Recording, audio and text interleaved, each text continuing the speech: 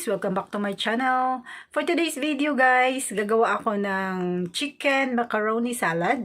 Kung ano lang ingredients meron ako guys. So kahit kulang ingredients, okay lang. Pang kain lang naman ito sa bahay. So kung ano lang ingredients meron ako, gagawin ko yung akin chicken macaroni salad. So tara, let's go!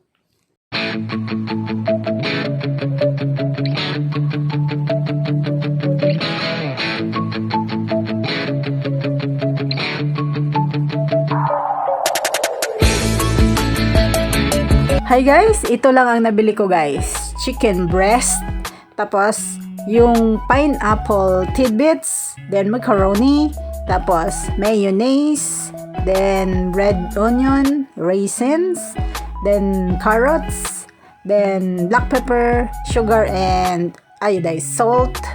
Tapos nag-iisip ako dyan sa celery na yan. Tara! Nagpapakulo lang ako ng water. Lagyan ko na ng salt and oil.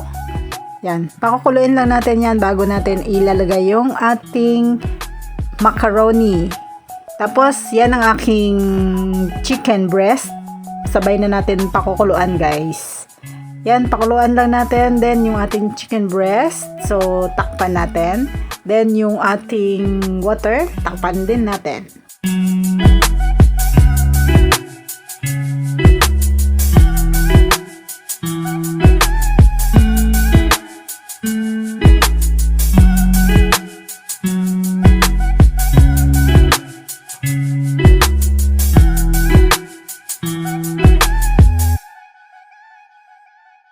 Habang pinapakuluan natin yung ating manok at ang ating macaroni guys, ready natin yung ating carrots at ating sibuyas. So, slice ko lang yung aking carrots para pampahaba ng video syempre, 'di ba? So, yan. Hiwa-hiwain ko lang yan ng maliliit ang aking carrots guys. Para medyo humaba ng konti ang ating video.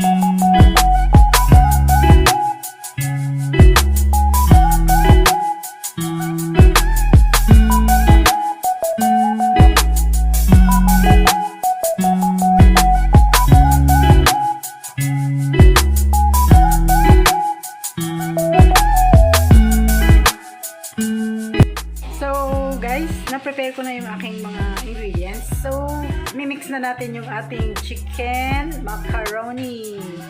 So, ayan o. Naka-ready na lahat yan.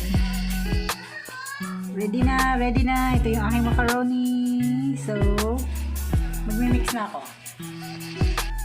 So, nandito yung aking macaroni, guys. Then, mimix na natin yung ating chicken. Ito yung na-shred ko na chicken. Isang pitso lang yung ginamit ko, guys. So, mimix na natin lahat yung ating pineapple. Then, yung ating carrots. Mix lang natin. Yung ating onions. Basta fine chop na tong aking ginawa eh.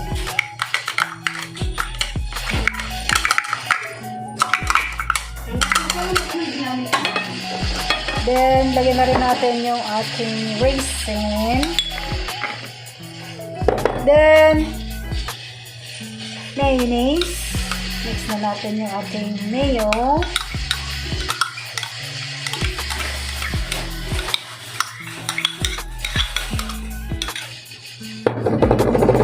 Then, mix natin, guys.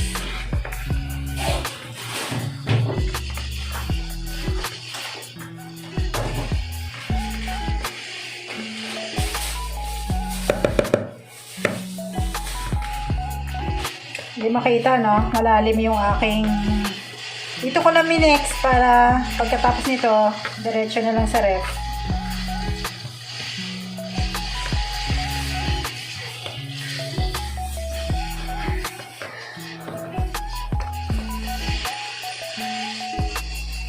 Then, lagay natin yung ating salt. Tansyahin muna natin, guys. Huwag maraming salt. Then, mag-add tayo ng sugar.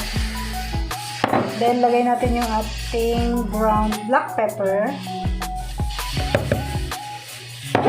Then, mix ulit.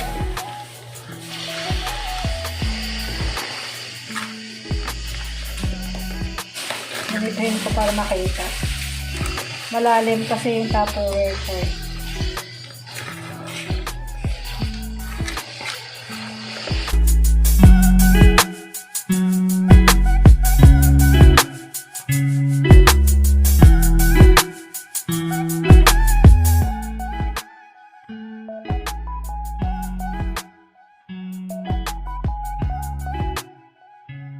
Nilipat ko muna sa bowl, guys, para medyo makita naman yung pag-mix natin ng ating chicken macaroni.